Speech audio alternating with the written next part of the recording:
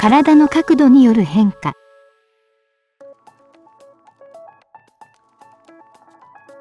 角度のついた体の特徴について学んでいきましょう。体に角度がつくと、正面向きとは違った様々な特徴が見えてきます。それではこちらをご覧ください。体に角度がつくことによって奥行きが生まれます。奥行きができると遠くの部分は小さく、近くの部分は大きく見えるようになります。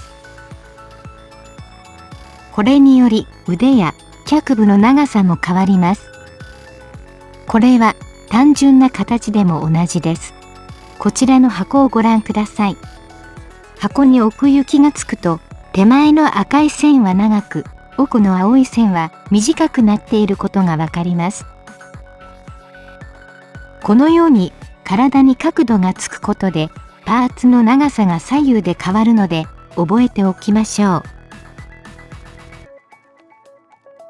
また、パーツの見え方も変わってきます。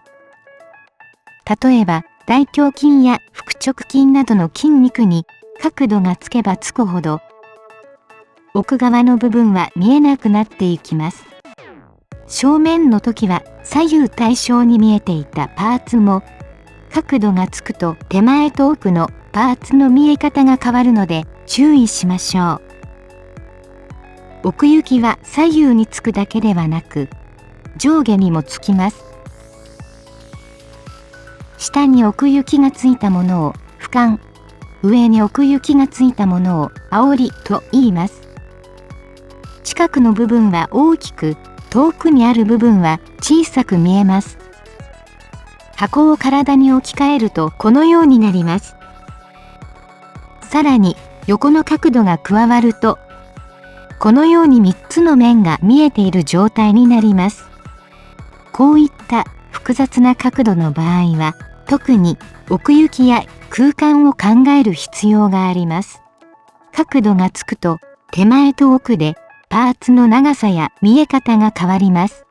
奥行きのついた体を描くときは意識して描くようにしましょう。手前と奥のパーツの長さを考えよう。角度のついた体には奥行きが生まれます。パーツの見え方の変化に注意して描きましょう。